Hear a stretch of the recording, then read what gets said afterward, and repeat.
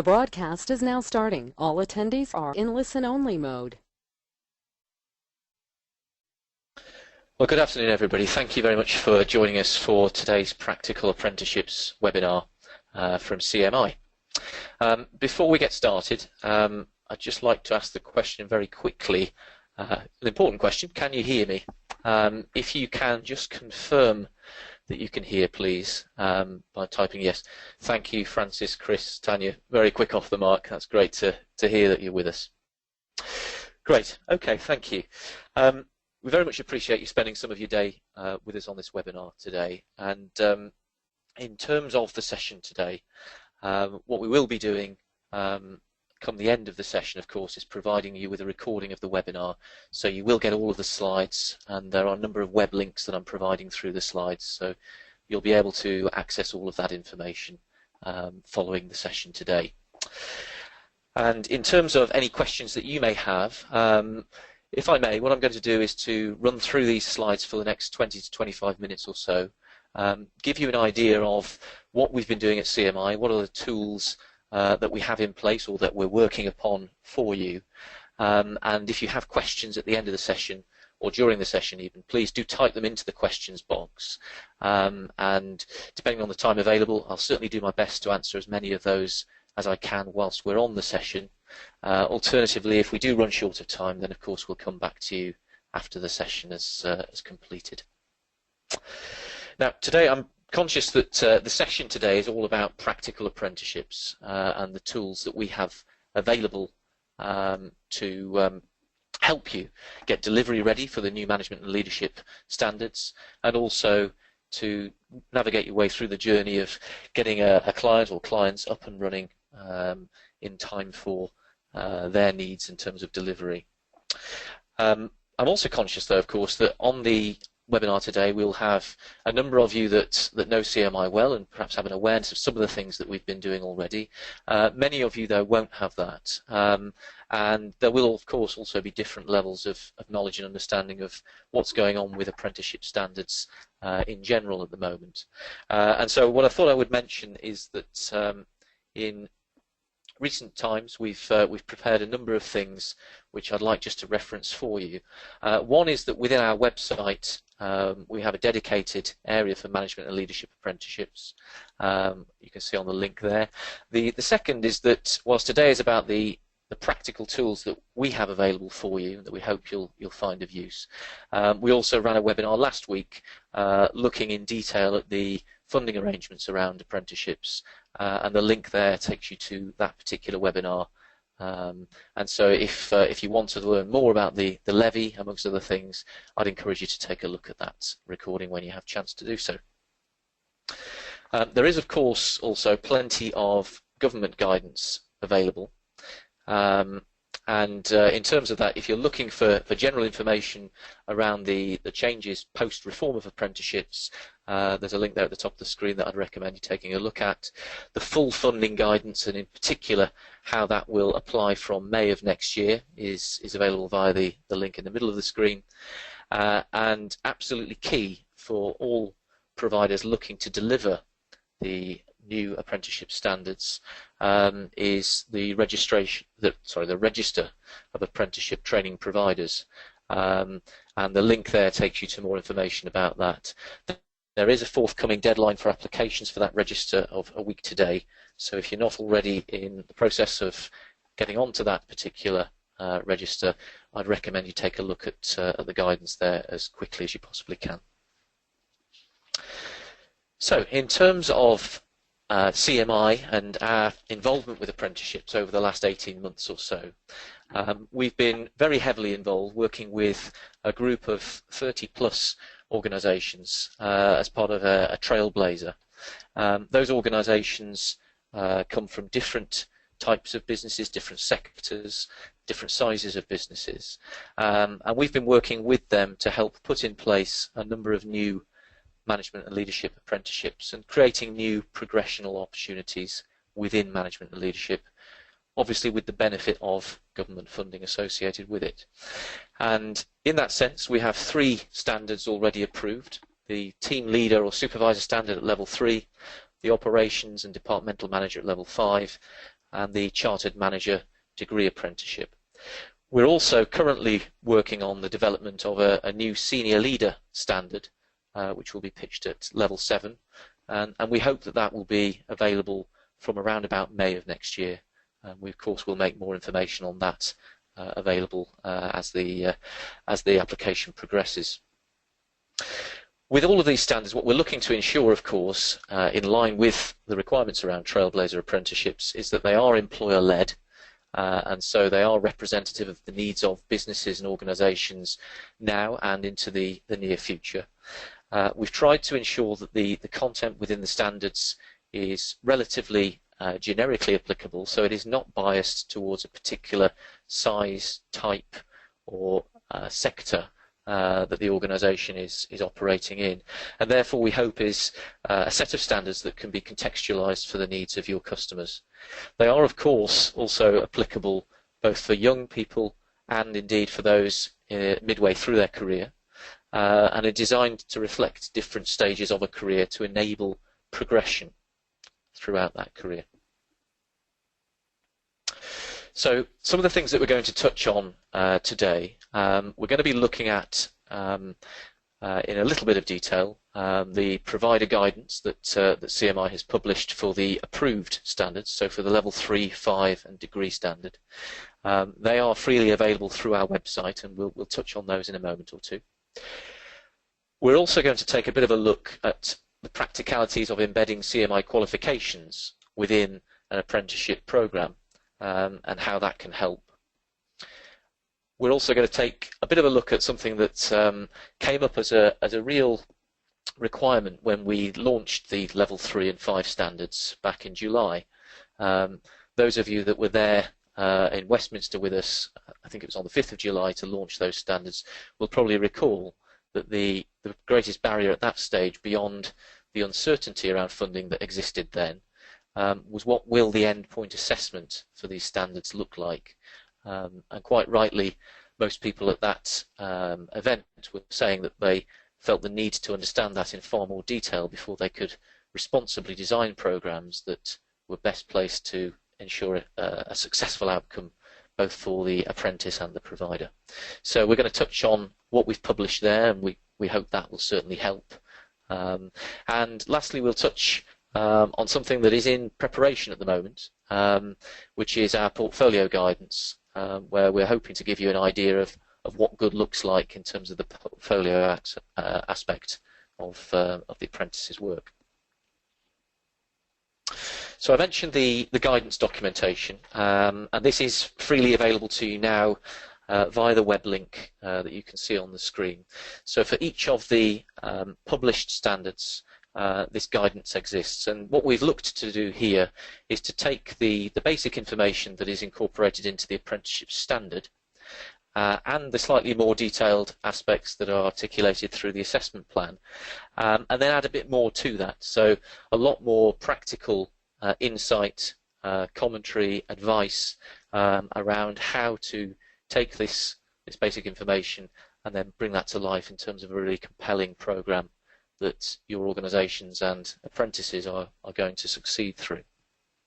So that guidance is designed to be focused towards providers to help you get up and running quickly, to understand the types of considerations that you'll need to make in both your design, delivery and assessment of the programs, and also helps to identify where you can gain more insight, more advice, more understanding from.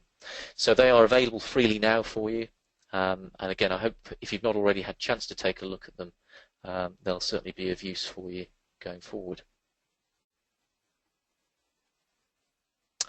And one of the things that I touched on earlier on was the progression opportunities that these standards offer. And if you will, on this slide we have effectively two staircases. One of the central tenets of the apprenticeship reforms was to more closely align apprenticeships with professions and with professional body representation. And not only do the new standards offer progression through one's career, so it is encouraged through the Trailblazer initiatives, that at some stage an individual who perhaps will have completed the team leader standard may then move on to the operations manager standard, also the degree apprenticeship. This is encouraged through the Trailblazer initiative, and we were delighted by this emphasis on progression, on career development and professionalisation, and of course it does mirror the way in which we look to facilitate development through our membership grades. So CMI membership, often the starting point on that journey with CMI is as a student on a CMI apprenticeship or qualification of another sort, and then we offer the progression through a number of different levels, recognising levels of experience, qualification, through eventually to becoming a chartered fellow for a strategic senior leader. So that alignment of progressional pathways is something that certainly enthuses us at CMI as part of the Trailblazer initiative, and is laced through a lot of the tools, a lot of the content that we can provide to you to help you delivering these programs, and then to retain learners, retain organisations thereafter. All apprentices on the standards that we're talking about today, where you're embedding CMI within that program through our qualifications, they'll get access to our membership resources, and again we'll touch on those in more detail in a moment. I think it's fair to say at CMI that we offer more than just the services of an awarding organisation. Yes, we do offer accreditation and qualifications in management and leadership span from levels 2 all the way through to level 8. We also do get involved in recognising non-accredited training, so adding our brand, adding our content, our resources to those programs where you're perhaps not offering a qualification. Beyond those services that perhaps are typical of an awarding organisation, though, our member networks are extremely significant in the offer that we have to make. Our community of managers and leaders now extends to over 130,000 people, and again there's diversity within that network. They're representing organisations from different scales, different sectors, public and private, academia, and so on. And that network is something that apprentices on these programs are able to harness the expertise of. We'll cover that in more depth shortly. As a professional body, we do a lot of research work, and that helps us to develop content. And that research, of course, helps us to champion the needs that we are here to fulfil, the articulation, if you like, of our vision and of our mission, helping to raise awareness amongst organisations and in the wider community about why professionalising managers and leadership skills is of benefit to them. It's not just, though, about generating PR through our research. This also helps us to generate new content to ensure that we're leading thinking. And alongside the content that we generate, we also scour the globe for valid, current content that can really inspire those within our membership community, whether they are learners or apprentices, whether they are staff within our partner organisations, or whether they're paying members. Management Direct is our online portal that we use to mobilise that content and to make it available to our community. And again, we'll talk some more about that in a moment or two, and indeed the learning journeys that we make available through Management Direct to provide pathways for learning to take place digitally. Throughout all of our offer, though, we're looking to provide opportunity for individuals to move towards recognition as a chartered manager. We're the only organisation that can offer that, and that is something that, as part of your offer, you can look to harness to make those compelling cases. One of the things that we've been focusing on very much over the last few months with regard to the apprenticeship change and the way in which the landscape is shifting is to be able to provide you with an end-to-end service. We want to make sure that we can help to inform you, help to guide you on changes or announcements that are being made by government and so forth. But also on a practical level, how can we help you to design programs? How can we help map existing programs or existing content that you have into our qualifications or into the apprenticeship standards? How can we help ensure that you can harness all of our energies, all of our efforts, our content and so forth to help you get delivery ready as soon as possible? And what are the supporting tools that we offer? What does that look like? And ultimately, how can we help you to provide that pathway for individuals to journey towards becoming chartered managers? So that end-to-end service is something that we've been focusing on heavily over recent times, and again we'll talk about in more depth through this session. One of the things at the start of that journey that we want to enable you to do is to utilise the efforts and the achievements of CMI for your own benefit. And some of the ways in which we're helping our partners already to win more business comes from our research work, helping you to harness that research and the conclusions of that research to create more compelling business cases, pitches and presentations to help you attract new business and new learners. And this comes from research findings, from case studies, from our infographics and so on.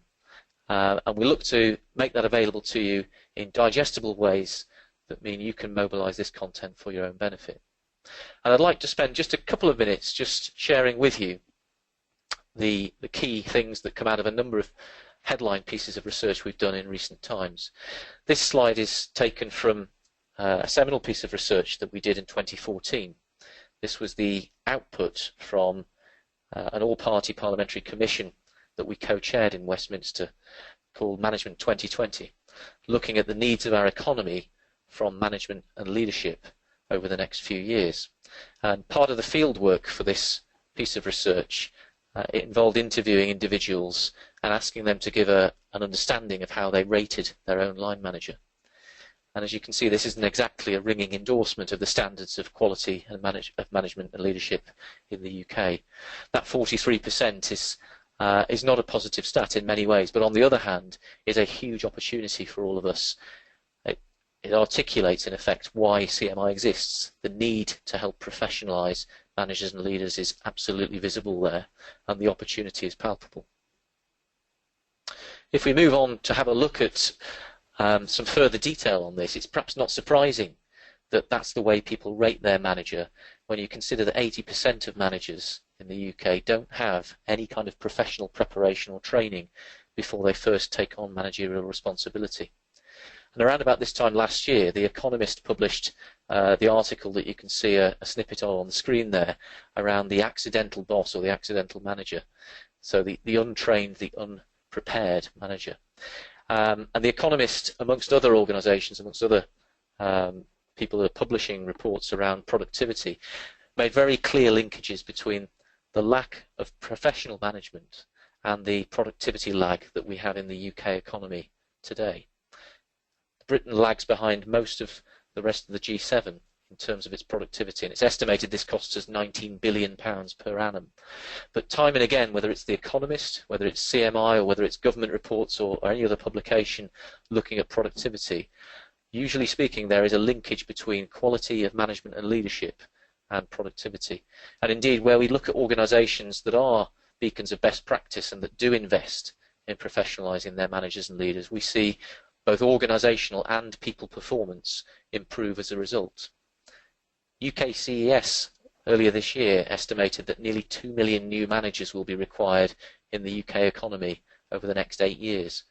We need to make sure that more than 20% of them have the benefit of professional training and development. And these apprenticeship standards give us a great opportunity for this.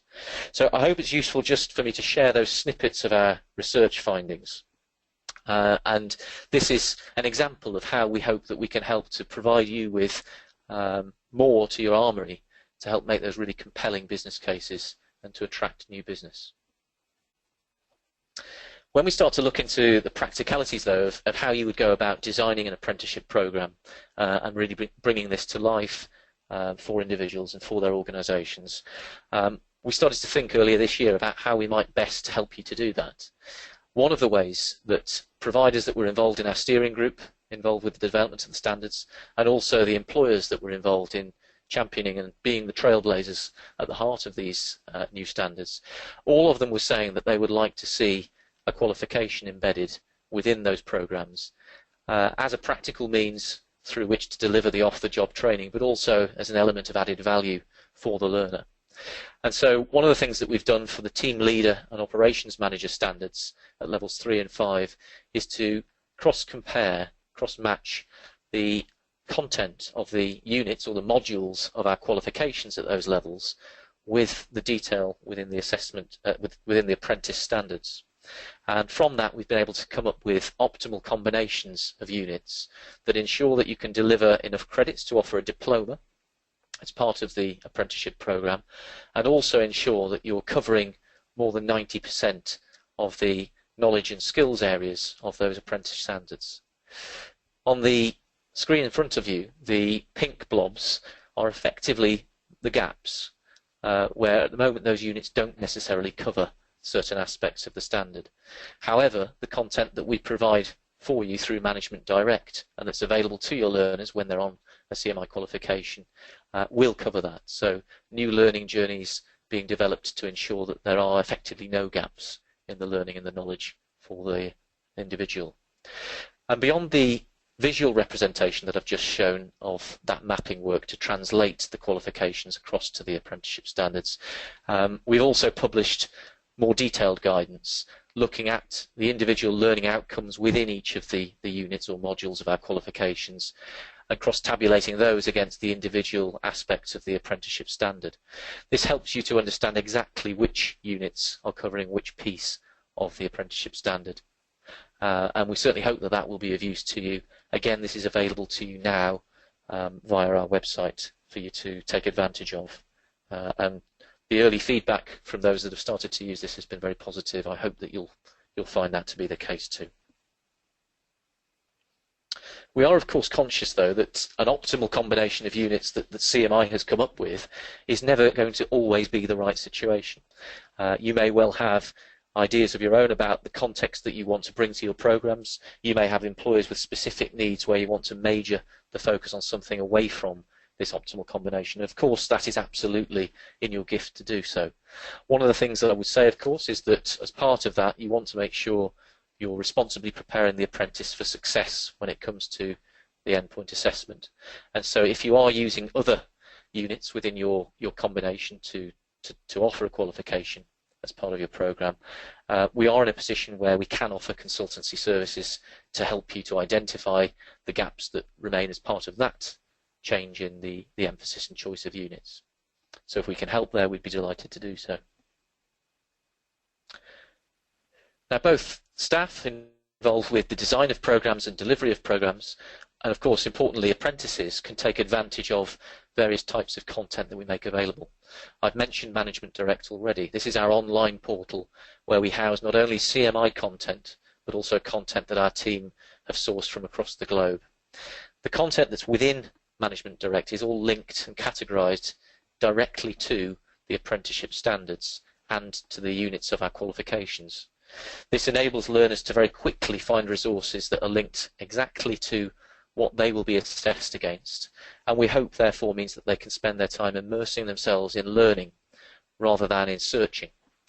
We're wanting to create great managers and leaders at the end of the day.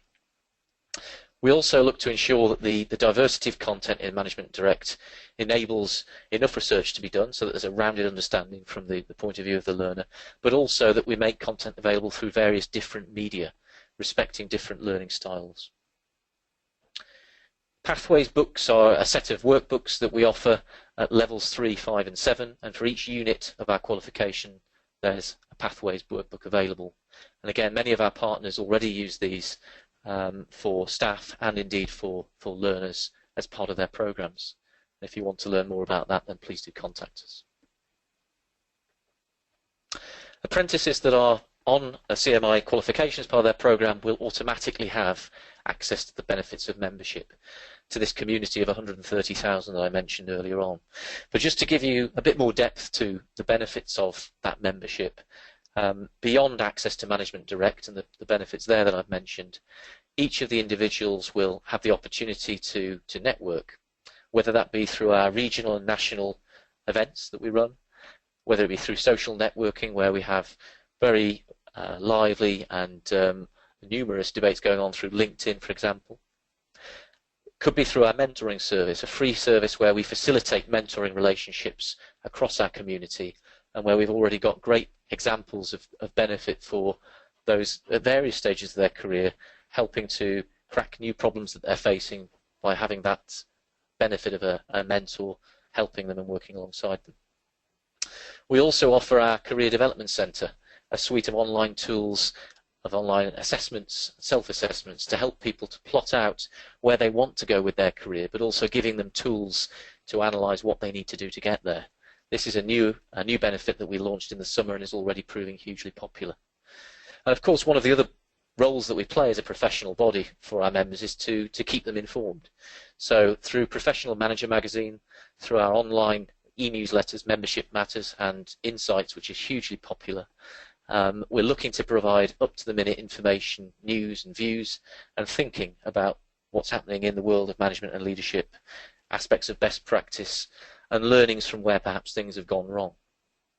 So huge amount of benefit for members, and that is all on offer to apprentices as part of your programs. I mentioned earlier on that something that we're currently working on is a set of guidance around the portfolio. Each of these standards involves a portfolio of evidence being pulled together by the apprentice throughout their program. We thought it would be useful to give an early insight into what that portfolio might look like, some suggestions on the types of evidence that an individual apprentice could use to help evidence their knowledge and understanding, and also a bit of a view on where we might test which aspects through the various parts of the endpoint assessment. So this is something that we will be publishing in the near future, and I hope again that this will be a useful part of helping you to prepare apprentices responsibly for successful outcomes when it comes to the endpoint assessment.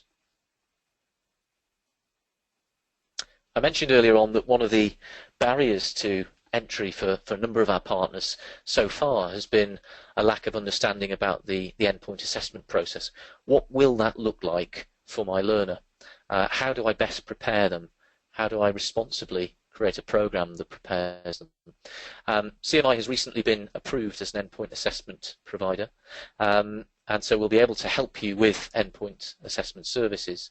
But we also recently published, again through the website, summary documentation articulating what that endpoint assessment will look like, what are the stages to it, who's involved, what can both you and the apprentice expect as part of that. And again, if you've not already had a chance to do so, I'd recommend that you take a look at our website, that you download the information, and hopefully this will be of real use to help you accurately understand the endpoint, and also to articulate this to employers that also, of course, will want to know exactly what their people will be experiencing as part of the program.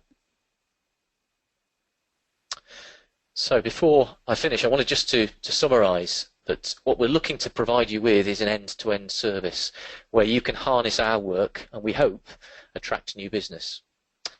We're trying to ensure that you can utilize our content not only for the benefit of your learners, but also for your staff involved in design and delivery of the programs.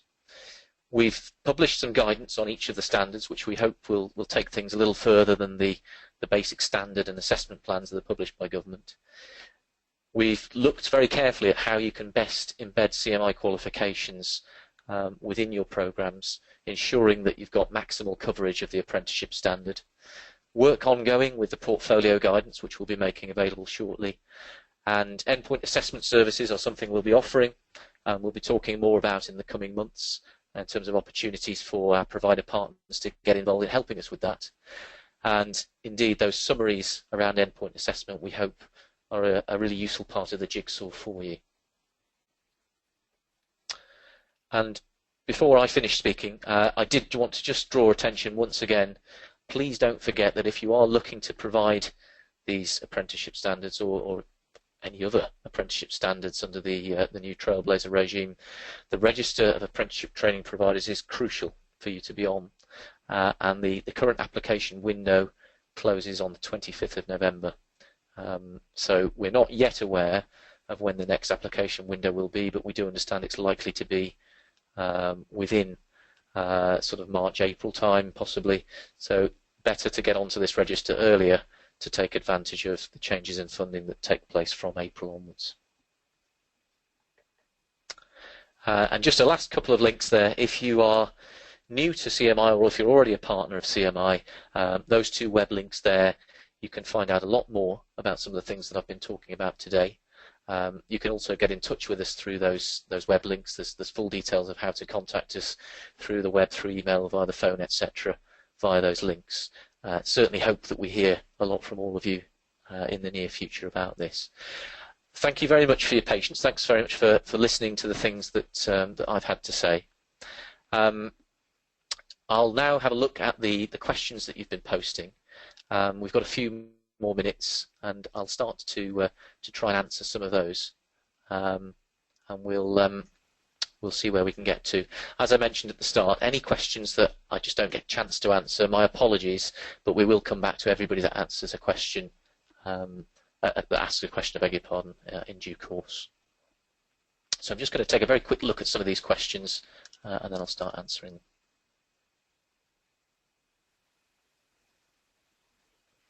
Okay, Will Thomas. Will, thank you very much for your question. You raised a question about the degree apprenticeship, and will the learners on those programs have to engage with the Chartered Manager qualification as well? And what are the costs associated with this? So with the degree apprenticeship, Chartered Manager, attaining the Chartered Manager standard is part of the criteria for the individual apprentice moving through the gateway into the endpoint assessment process. And so yes, there is a need for the individual to achieve their Chartered Manager standard in order to complete the apprenticeship successfully. There are different cost options associated with becoming a Chartered Manager depending on whether the individual completes a CMI qualification or not. But to give you a bit of an idea, the standard route to becoming a Chartered Manager and the assessment cost for that is £295 plus VAT. Sharon, you perhaps can't hear me, Sharon Montgomery. I'm sorry to hear you've got some sound issues. What will be the cost of the EPA? The killer question from Tracy White there. Tracy, thank you for the question. We are working on that at the moment. We've literally just been given the go-ahead as an endpoint assessment organisation, and whilst, as you can imagine, within that we've been drafting up what the costs will look like, etc. I'm sorry we're not quite there yet with a published price point for endpoint assessment for the various standards. We will have that in the coming weeks. I certainly hope this side of Christmas we'll be in a position to publish that, and we'll make sure that all of our partners and everybody that has registered as part of this this webinar will be aware of that just as soon as we publish it. So sorry that I've not got an answer for you right now. Dean Worthington. Dean, I'm just reading your question at the moment. We're hoping to provide CMI apprenticeship training with a very specific industry. How customizable are the standards? One of the things that we've deliberately set out to do is to ensure that the standards are customizable. So I mentioned earlier on there's a level of generic attraction with these standards. Now that's not to say that they're so diluted that that they're not going to be attractive. What I mean by that is that within there we are covering aspects such as management communication, people management, project management, and so on and so forth. If you take a look at the guidance documents that I mentioned, Dean, you'll see within there the way in which the structure is broken down. And I believe that, and the early feedback from employers and from providers that have been looking at this, is that we have got that that content right so that you can take it down a very specific industry-focused pathway. Indeed, we're already working with a number of industry sectors, for example, the rail sector, where they were looking to develop their own industry-specific standards, but they've decided to use these standards because they can see that they can be applied to their circumstances. Mandy Underwood, you've asked whether it's only universities and colleges that can offer the degree and master's level apprenticeships. Is that right? Not entirely, no. We already do have a couple of private training organisations that we work with who have developed linkages with universities, and in those partnerships they actually can offer those programs, and so this is really about sort of creating those effective links across our partnership network. So if we can help you to start a new relationship with universities, then we'd like to do so. Certainly with the degree apprenticeship standard, of course, there is a degree embedded within there, so hence the need to ensure that there is a degree awarding organisation involved in that partnership.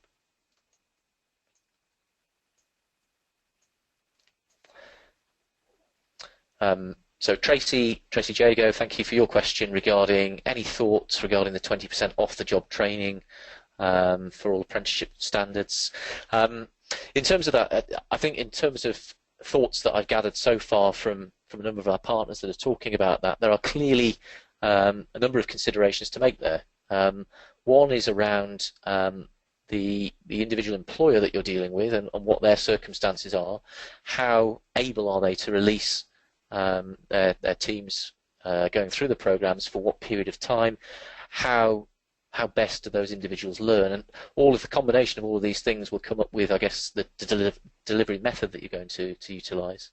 As we've seen today, we're looking to ensure that the qualifications that we offer can be embedded within your delivery and form a key part of the off-the-job training. And again, we look to encourage people to deliver those with flexibility. So we have partners that are purely face-to-face delivery based. We have others at the other end that are completely online based. So more often than not, a blended experience is the way that people are going these days, of course. And of course, Management Direct can play a part within that. When do we expect to have the portfolio guidance ready? Thank you, Jennifer, for that question. Again, I would hope that that will be ready within probably the next 4 weeks. And again, we'll make sure that we distribute that to everybody on this webinar, but also to all of our partners once that's published. Will, I've just read your question about EPA costs, and I think that's as per the question that I answered a moment ago. We're not quite there yet on the EPA costs. As soon as we are, then we'll let you all know. Joe Beckis, I think probably it's a question. This is a question about how specific again can we make the program to various industries, and I hope, Joe, that my answer to the question earlier on helps to answer that one.